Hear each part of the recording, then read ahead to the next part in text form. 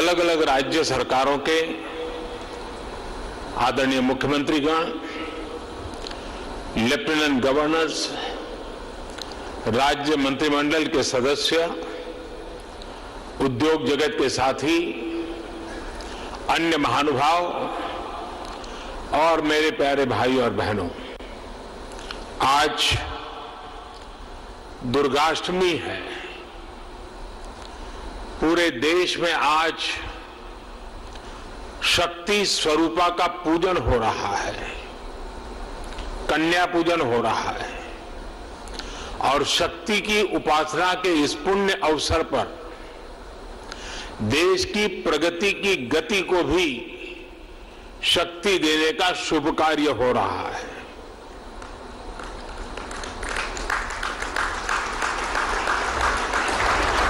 ये समय भारत की आजादी के 75 वर्ष का है, आजादी के अमृत काल का है। आत्मनिर्भर भारत के संकल्प के साथ हम अगले 25 वर्षों के भारत की बुनियाद रच रहे हैं। पीएम गति शक्ति नेशनल मास्टर प्लान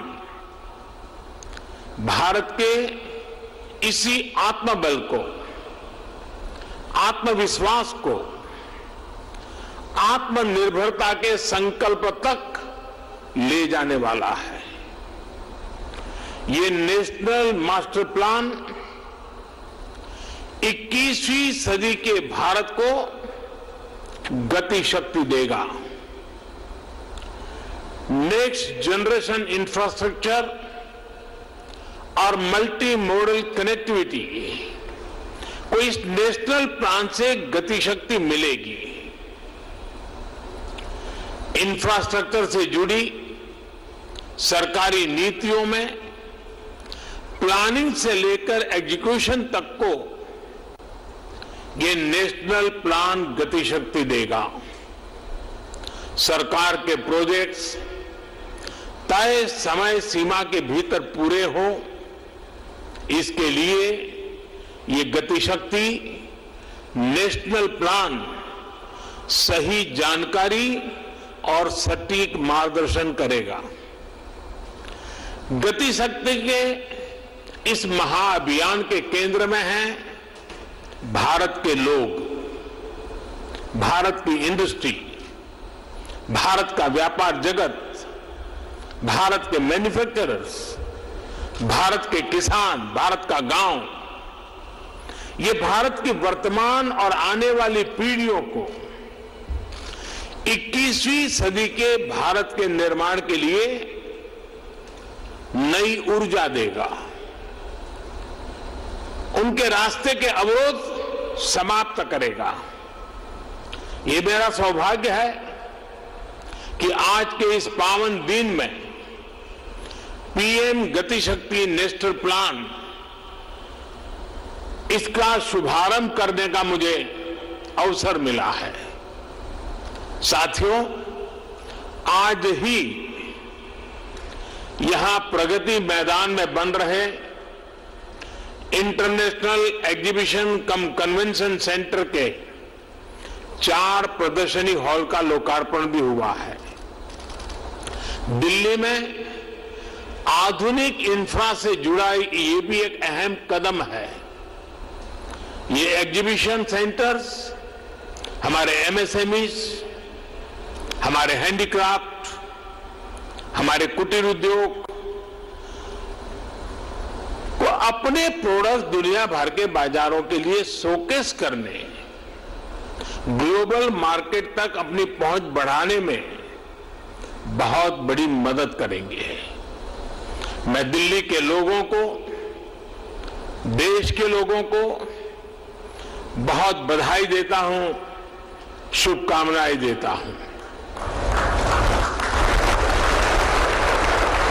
साथियों, हमारे यहां दशकों तक सरकारी व्यवस्थाओं ने जिस तरह काम किया है, उस वजह से सरकारी शब्द आते ही लोगों के मन में आता था खराब क्वालिटी, काम में बरसों की देरी, बेवजह रुकावटें, जनता के पैसे का अपमान। मैं अपमान इसलिए कह रहा हूं क्योंकि जो टैक्स के रूप में देश की जनता सरकार को देती है, उस पैसे का इस्तेमाल करते समय सरकारों में ये भावना ही नहीं होती थी कि एक भी पैसा बर्बाद नहीं होना चाहिए। हर एक को लगता है अरे यार ऐसे ही चल रहा है, चलने दो, चलता है, क्या है। देशवासी भी अभ्यस्त हो गए थे कि देश ऐसे ही चलेगा। वो परेशान होते थे, दूसरे देशों की प्रगति देख उदास होते थे और इस भावना से भर गए थे कि कुछ बदल नहीं सकता। जैसा अभी हम वीडियो में भी देख रहे थे, हर जगह नजर आता था work in progress, work in progress. लेकिन वो काम कभी पूरा होगा भी या नहीं, समय पर पूरा होगा या नहीं, ये लेकर कोई विश्वास जनता के मन में नहीं था। वर्क इन प्रोग्रेस का बोर्ड एक तरह से अविश्वास का प्रतीक बन गया था। ऐसी स्थिति में देश प्रगति कैसे करता? प्रगति भी तभी मानी जाएगी जब उसमें गति हो, गति के लिए एक अधीरता हो, गति के लिए एक सामूहिक प्रयास हो। आज 21वीं सदी का भारत सरकारी व्यवस्थाओं की उस पुरानी सोच को पीछे छोड़कर आगे बढ़ रहा है।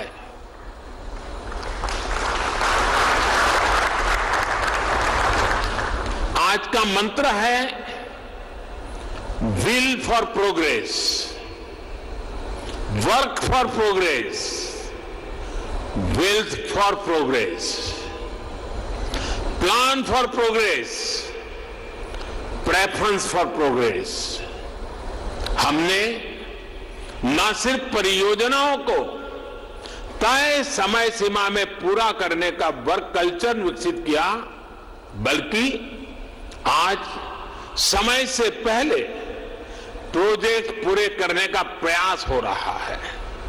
अगर आज भारत आधुनिक इंफ्रास्ट्रक्चर के निर्माण के लिए ज्यादा से ज्यादा इन्वेस्टमेंट करने के लिए प्रतिबद्ध है, तो वही आज का भारत हर वो कदम भी उठा रहा है जिससे प्रोजेक्ट में देरी ना हो, रुकावटें ना आए, कम समय पर पूरा हो। साथियों, देश का सामान्य मानवी एक छोटा सा भी घर बनाता है तो उसके लिए बाकायदा प्लानिंग करता है।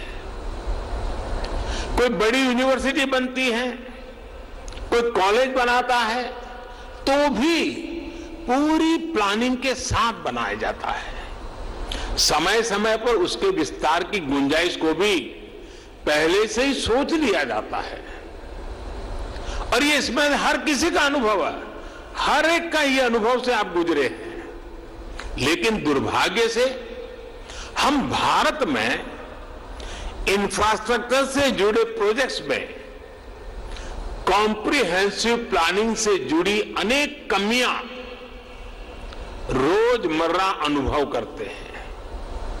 थोड़ा बहुत जहां हुआ भी है तो हमने देखा है कि रेलवे अपनी प्लानिंग कर रही है, रोड ट्रांसपोर्ट डिपार्टमेंट अपनी प्लानिंग कर रहा है, टेलीकॉम डिपार्टमेंट की अपनी प्लानिंग होती है, गैस नेटवर्क का काम अलग प्लानिंग से हो रहा है। ऐसे ही तमाम डिपार्टमेंट अलग अलग प्लान करते हैं।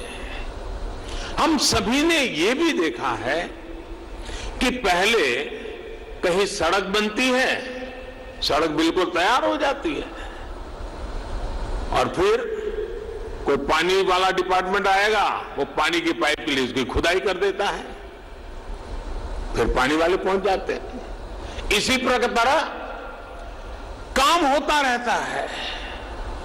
ये भी होता है कि रोड बनाने वाले डिवाइडर बना देते हैं और फिर ट्रैफिक पुलिस कहती है कि इससे तो जाम लगा रहेगा, डिवाइडर हटाओ। कहीं चौराहे पर सर्किल बना दिया जाता है तो ट्रैफिक सुचारू रूप से चलने में बजाय वहां अव्यवस्था होने लगती है। और हमने देश भर में ऐसा होते हुए देखा है। इन परिस्थितियों के बीच जब सारे प्रोजेक्ट्स को सिंक्रोनाइज करने की जरूरत पड़ती है तो इसके लिए बहुत ज्यादा एफर्ट्स करना पड़ता है। बिगड़ी हुई बात को ठीक करने में बहुत मेहनत लगती है। साथियों, ये जितनी भी दिक्कतें हैं उसका मूल कारण यह है कि मैक्रो प्लानिंग और माइक्रो इंप्लीमेंटेशन जमीन आसमान का अंतर होता है। अलग अलग विभागों को पता ही नहीं होता कि कौन सा विभाग कौन सा प्रोजेक्ट कहां शुरू करने की तैयारी कर रहा है। राज्यों के पास भी इस तरह की जानकारी एडवांस में नहीं होती। इस तरह के साइलोस के कारण निर्णय प्रक्रिया भी प्रभावित होती है और बजट की भी बर्बादी होती है। सबसे बड़ा नुकसान यह होता है कि शक्ति जुड़ने के बजाय, शक्ति मल्टीप्लाई होने के बजाय शक्ति विभाजित हो जाती है। जो हमारे प्राइवेट प्लेयर्स हैं उन्हें भी ये ठीक ठीक पता नहीं होता कि भविष्य में यहां से सड़क गुजरने वाली है या यहां से कैनाल बनने वाली है या यहां कोई पावर स्टेशन लगने वाला है। इस वजह से वो भी किसी क्षेत्र को लेकर, किसी सेक्टर को लेकर बेहतर प्लान नहीं कर पाते हैं। इन सारी दिक्कतों का हल पीएम गति शक्ति नेशनल प्लान इससे ही निकलेगा। जब हम मास्टर प्लान को आधार बनाकर चलेंगे तो हमारे रिसोर्सेज का भी ऑप्टिमम यूटिलाइजेशन होगा। साथियों, हमारे देश में इंफ्रास्ट्रक्चर का विषय ज्यादातर राजनीतिक दलों की प्राथमिकता से दूर रहा है। ये उनके घोषणा पत्र में भी नजर नहीं आता है। अब तो ये स्थिति आ गई है कि कुछ राजनीतिक दल देश के लिए जरूरी इंफ्रास्ट्रक्चर के निर्माण पर आलोचना करने में गर्व करते हैं, जबकि दुनिया में ये स्वीकृत बात है कि सस्टेनेबल डेवलपमेंट के लिए क्वालिटी इंफ्रास्ट्रक्चर का निर्माण एक ऐसा रास्ता है जो अनेक आर्थिक गतिविधियों को जन्म देता है, बहुत बड़े पैमाने पर रोजगार का निर्माण करता है। जैसे स्किल्ड मैन पावर के बिना हम किसी क्षेत्र में आवश्यक परिणाम नहीं प्राप्त कर सकते, वैसे ही बेहतर आधुनिक इंफ्रास्ट्रक्चर के बिना हम चौतरफा विकास नहीं कर सकते।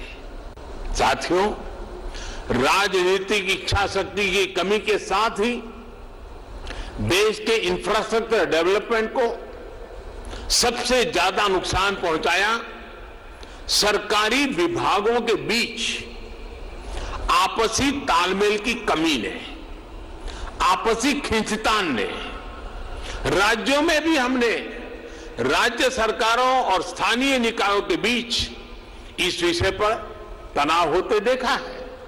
इस वजह से जो प्रोजेक्ट देश की इकोनॉमिक ग्रोथ को बढ़ाने में मददगार होने चाहिए थे, वही प्रोजेक्ट देश के विकास के सामने एक दीवार बन जाते हैं। समय के साथ बरसों से लटके हुए प्रोजेक्ट अपनी प्रासंगिकता, अपनी जरूरत भी खो देते हैं।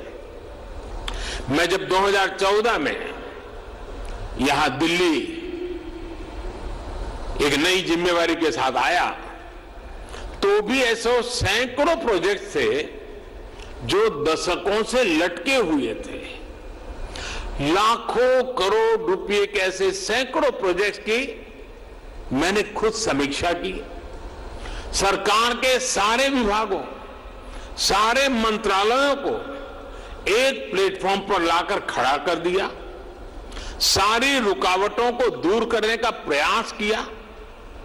मुझे संतोष है कि अब सबका ध्यान इस ओर गया है कि आपसी तालमेल की कमी की वजह से परियोजनाओं में देरी ना हो। अब होल ऑफ गवर्नमेंट अप्रोच के साथ सरकार की सामूहिक शक्ति योजनाओं को पूरा करने में लग रही है। इसी वजह से अब दशकों से अधूरी बहुत सारी परियोजनाएं पूरी हो रही हैं।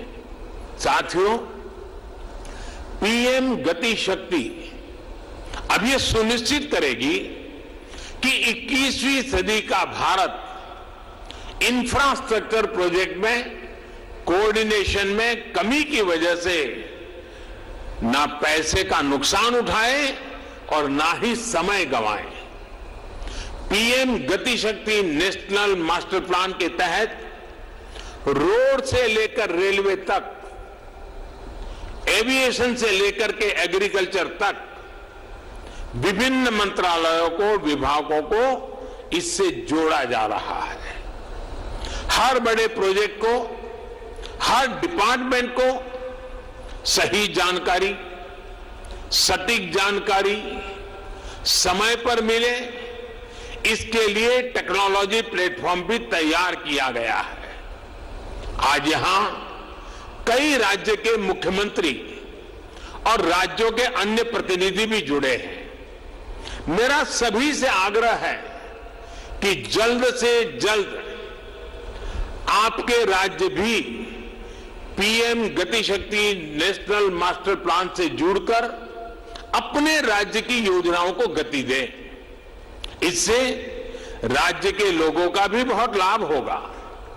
साथियों, पीएम गति शक्ति मास्टर प्लान सरकारी प्रोसेस और उससे जुड़े अलग अलग स्टेक होल्डर्स को तो एक साथ लाता ही है। ये ट्रांसपोर्टेशन के अलग अलग मोड्स को आपस में जोड़ने में भी मदद करता है। ये होलिस्टिक गवर्नेंस का विस्तार है। अब जैसे गरीबों के घर से जुड़ी योजना में सिर्फ 4 दीवारी नहीं बनाई जाती, बल्कि उसमें टॉयलेट, बिजली, पानी, गैस कनेक्शन भी साथ ही आता है। ठीक वैसा ही विजन इसमें इंफ्रास्ट्रक्चर के लिए भी है। अतीत में हमने देखा है कि उद्योगों के लिए स्पेशल जोन का ऐलान तो किया जाता था, लेकिन वहां तक कनेक्टिविटी या फिर बिजली, पानी, टेलीकॉम पहुंचाने में गंभीरता नहीं दिखाई जाती थी। साथियों, ये भी बहुत सामान्य बात थी कि जहां सबसे ज्यादा माइनिंग का काम होता है, वहां रेल कनेक्टिविटी नहीं होती थी। हम सभी ने यह भी देखा है कि कहीं पोर्ट होते थे तो पोर्ट को शहर से कनेक्ट करने के लिए रेल या रोड की सुविधाओं का अभाव होता था। ऐसी ही वजहों से भारत में प्रोडक्शन कॉस्ट बढ़ती रही है, हमारे एक्सपोर्ट की कॉस्ट बढ़ती रही है, हमारा लॉजिस्टिक कॉस्ट बहुत ज्यादा रहा है। निश्चित तौर पर ये आत्मनिर्भर भारत के निर्माण में बहुत बड़ी रुकावट है। एक स्टडी है कि भारत में लॉजिस्टिक कॉस्ट जीडीपी का करीब करीब 13% है, 13% है। दुनिया के बड़े देशों में ऐसी स्थिति नहीं है। ज्यादा लॉजिस्टिक कॉस्ट की वजह से भारत के एक्सपोर्ट्स की कॉम्पिटिटिवनेस बहुत कम हो जाती है। जहां प्रोडक्शन हो रहा है, वहां से पोर्ट तक पहुंचाने का जो खर्च है, उस पर ही भारत के एक्सपोर्टर्स को लाखों करोड़ रुपए खर्च करने पड़ते हैं। इस वजह से उनके प्रोडक्ट की कीमत भी बेतहाशा बढ़ जाती है। उनका प्रोडक्ट दूसरे देशों के मुकाबले बहुत महंगा हो जाता है। एग्रीकल्चर के क्षेत्र में भी इस वजह से हमारे किसानों को बहुत ज्यादा नुकसान उठाना पड़ता है। इसलिए आज समय की मांग है कि भारत में सीमलेस कनेक्टिविटी बढ़े, लास्ट माइल कनेक्टिविटी और मजबूत हो। इसलिए ये पीएम गति शक्ति नेशनल मास्टर प्लान बहुत बड़ा और बहुत ही महत्वपूर्ण कदम है। इस दिशा में आगे जाने बढ़ने पर हर प्रकार का इंफ्रास्ट्रक्चर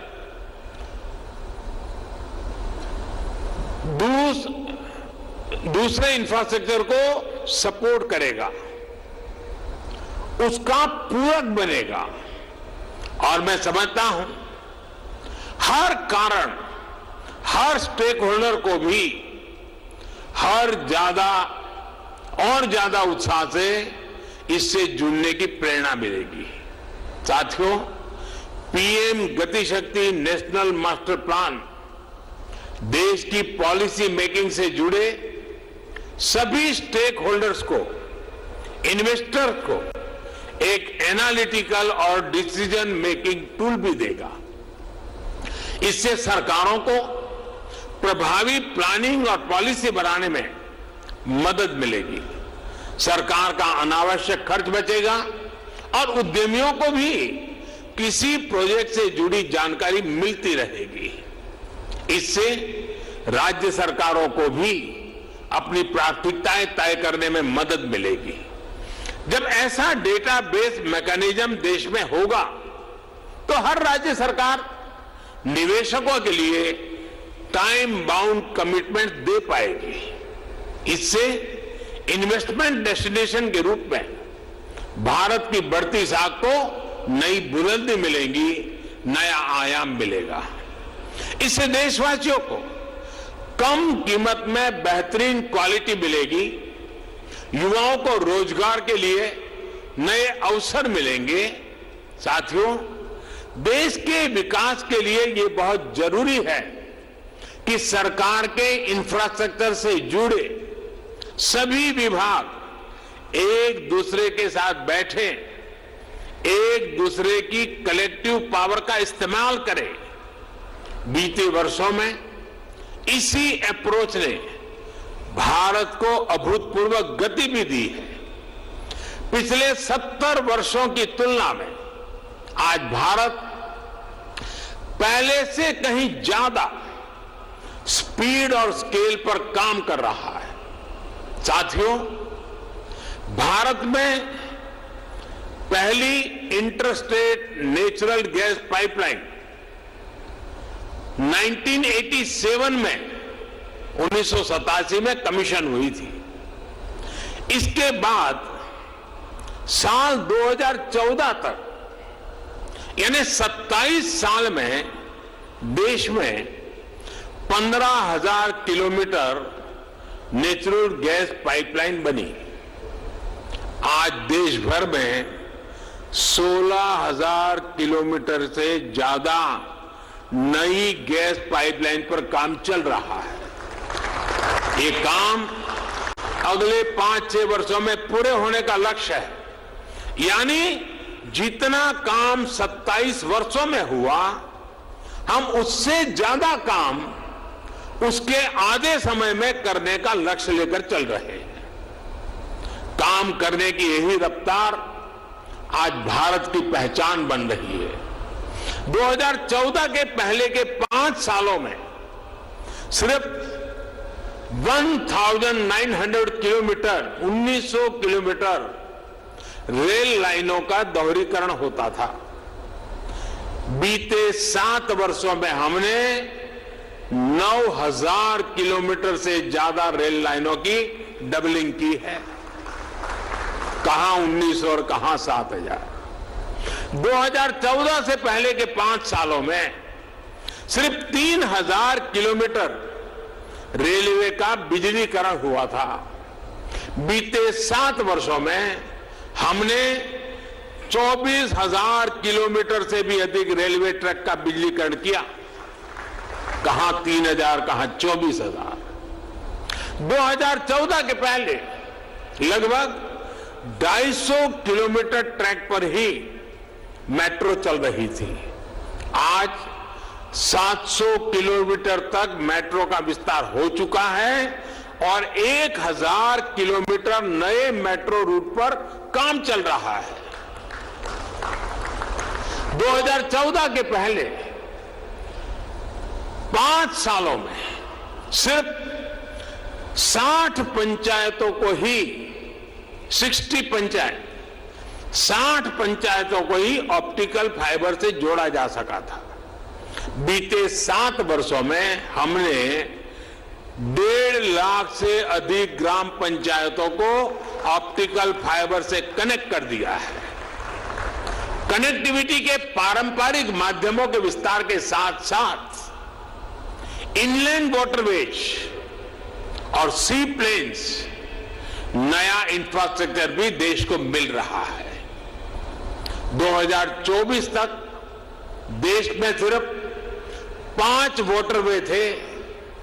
आज देश में 13 वाटरवेज काम कर रहे हैं। 2014 से पहले हमारे पोर्ट्स पर vessel turn around time 41 hour 41 घंटे से भी ज्यादा था। अब ये घटकर 27 घंटे रह गया है। इसे और कम करने का प्रयास भी किया जा रहा है। साथियों, कनेक्टिविटी के अलावा जरूरी दूसरे इंफ्रास्ट्रक्चर के निर्माण को भी नई रफ्तार दी गई है। बिजली की प्रोडक्शन से लेकर ट्रांसमिशन के पूरे नेटवर्क को ट्रांसफॉर्म किया गया है। One nation one power grid का संकल्प सिद्ध हो चुका है। 2014 तक देश में जहां 3 lakh circuit kilometre power transmission lines थी, वहीं आज ये बढ़कर 4.25 लाख सर्किट किलोमीटर से भी ज्यादा हो चुकी है। न्यू एंड रिन्यूएबल एनर्जी के मामले में जहां हम बहुत ही मार्जिनल प्लेयर थे, वहीं आज हम दुनिया के टॉप 5 देशों में पहुंच चुके हैं। 2014 के इंस्टॉल्ड कैपेसिटी से करीब करीब 3 गुना कैपेसिटी यानी 100 गीगावाट से ज्यादा भारत हासिल कर चुका है। साथियों, आज देश में एविएशन का आधुनिक इकोसिस्टम विकसित करने पर तेजी से काम हो रहा है। एयर कनेक्टिविटी बढ़ाने के लिए देश में नए एयरपोर्ट्स के निर्माण के साथ ही हमने एयर स्पेस को भी और ज्यादा खोल दिया है। बीते 1-2 वर्षों में ही 100 से ज्यादा एयर रूट्स की समीक्षा करने उनकी दूरी घटाई गई है। जिन क्षेत्रों के ऊपर से पैसेंजर फ्लाइट्स के उड़ने पर पाबंदी थी, उसे भी हटाया गया है। इस एक फैसले से बहुत से शहरों के बीच एयर टाइम कम हुआ है, उड़ान का समय कम हुआ है। एविएशन सेक्टर को मजबूती देने के लिए नई एमआरओ पॉलिसी बनाना है। जिस जीएसटी काम पूरा करना हो, पायलट्स की ट्रेनिंग की बात हो, इन सभी पर काम किया गया है। साथियों, ऐसे ही प्रयासों से देश को विश्वास हुआ है कि हम तेज गति से काम कर सकते हैं। बड़े लक्ष्य, बड़े सपने भी पूरे हो सकते हैं। अब देश की अपेक्षा और आकांक्षा दोनों बढ़ गई है। इसलिए आने वाले 3-4 वर्षों के लिए हमारे संकल्प भी बहुत बड़े हो गए हैं। अब देश का लक्ष्य है लॉजिस्टिक्स, कॉस्ट को कम से कम करना, रेलवे की कार्गो क्षमता बढ़ाना, पोर्ट कार्गो कैपेसिटी बढ़ाना, टर्न अराउंड टाइम को कम करना, आने वाले 4-5 साल में देश में कुल मिलाकर 200 से ज्यादा एयरपोर्ट, हेलीपैड और वाटर एरोड्राम बनकर तैयार होने जा रहे हैं। अभी जो 19,000 किलोमीटर के करीब का हमारा गैस पाइपलाइन नेटवर्क है, उसे भी बढ़ाकर लगभग 2 गुना किया जाएगा।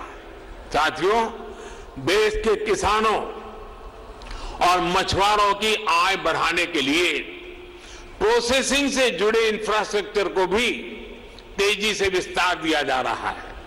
2014 में देश में सिर्फ 2 मेगा फूड पार्क थे। आज देश में 19 मेगा फूड पार्क काम कर रहे हैं। अब इनकी संख्या 40 से अधिक तक पहुंचने का लक्ष्य है। बीते 7 सालों में फिशिंग क्लस्टर्स, फिशिंग हार्बर और लैंडिंग सेंटर्स की संख्या 40 से बढ़कर 100 से अधिक तक पहुंच चुकी है। इसमें 2 गुना से ज्यादा की वृद्धि करने का लक्ष्य लेकर हम चल रहे हैं। साथियों, डिफेंस सेक्टर में भी पहली बार व्यापक प्रयास हो रहा है। अभी तमिलनाडु और यूपी में 2 डिफेंस कॉरिडोर पर काम चल रहा है। इलेक्ट्रॉनिक्स और आईटी मैन्युफैक्चरिंग में आज हम तेजी से अग्रणी देशों में शामिल हो रहे हैं। एक समय हमारे यहां 5 मैन्युफैक्चरिंग क्लस्टर थे। आज 15 मैन्युफैक्चरिंग क्लस्टर हम तैयार कर चुके हैं और इसे भी 2 गुना तक वृद्धि का टारगेट है। बीते सालों में 4 इंडस्ट्रियल कॉरिडोर शुरू हो चुके हैं और अब ऐसे कॉरिडोर्स की संख्या को 1 दर्जन तक बढ़ाया जा रहा है। साथियों, आज सरकार जिस अप्रोच के साथ काम कर रही है, उसका एक उदाहरण प्लग एंड प्ले इंफ्रास्ट्रक्चर का निर्माण भी है। अब देश की इंडस्ट्री को ऐसी सुविधाएं देने का प्रयास है जो प्लग एंड प्ले इंफ्रास्ट्रक्चर से युक्त हो, यानी देश और दुनिया के निवेशकों को सिर्फ अपना सिस्टम लगाना है और काम शुरू करना है। जैसे ग्रेटर नोएडा के दादरी में ऐसी ही इंटीग्रेटेड इंडस्ट्रियल टाउनशिप तैयार हो रही है। इसको पूर्वी और पश्चिमी भारत के पोर्ट्स से डेडिकेटेड फ्रेट कॉरिडोर से जोड़ा जा रहा है। इसके लिए यहां मल्टी मॉडल लॉजिस्टिक्स हब बनाया जाएगा। इसी के बगल में मल्टी मॉडल ट्रांसपोर्ट हब बनेगा, जिसमें state of the art railway terminus होगा, जिसको इंटर और इंटर स्टेट बस टर्मिनस मिलेगा, मास रैपिड ट्रांजिट सिस्टम और दूसरी सुविधाओं से सपोर्ट किया जाएगा। देश के अलग अलग हिस्सों में ऐसी ही सुविधाओं के निर्माण से भारत दुनिया की बिजनेस कैपिटल बनने का सपना साकार कर सकता है। साथियों, ये जितने भी लक्ष्य मैंने गिनाए हैं, ये लक्ष्य सामान्य नहीं है और इसलिए इनको हासिल करने के लिए प्रयास भी अभूतपूर्व होंगे और इसके तरीके भी अभूतपूर्व होंगे और इन्हें सबसे ज्यादा ताकत PM Gatishakti national master plan से ही मिलेगी। जिस प्रकार जेम ट्रिनिटी यानी जनधन आधार मोबाइल की शक्ति से देश में सरकारी सुविधाओं को तेजी से सही लाभार्थी तक पहुंचाने में हम सफल हुए हैं, पीएम गतिशक्ति इंफ्रास्ट्रक्चर के क्षेत्र में वैसा ही काम करने वाला है। ये पूरे देश के इंफ्रास्ट्रक्चर की प्लानिंग से लेकर एजुकेशन तक एक होलिस्टिक विजन लेकर आ रहा है। एक बार फिर मैं सभी राज्य सरकारों को इससे जुड़ने के लिए आमंत्रित करता हूं, आग्रह भी करता हूं, ये समय जुट जाने का है। आजादी के इस 75वें वर्ष में देश के लिए कुछ कर दिखाने का है। इस कार्यक्रम से जुड़े हर व्यक्ति से मेरा यही आग्रह है, यही मेरी उम्मीद है। आप सभी को इस महत्वपूर्ण कार्यक्रम में पधारने के लिए मैं आपका धन्यवाद देता हूं और मुझे विश्वास है कि प्रधानमंत्री गति शक्ति मास्टर प्लान प्राइवेट पार्टी भी उसको बहुत बारीकी से देखेगी, वे भी इससे जुड़ करके अपनी भावी रणनीति तय कर सकती हैं, विकास के नए आयाम को छू सकती हैं। मेरी आप सबको बहुत बहुत शुभकामनाएं हैं। देशवासियों को आज नवरात्रि के पावन पर्व पर शक्ति के इस उपासना के समय शक्ति के भगीरथ कार्य के लिए अनेक अनेक शुभकामनाओं देते हुए मेरी वाणी को विराम देता हूं। बहुत बहुत धन्यवाद, शुभकामनाएं।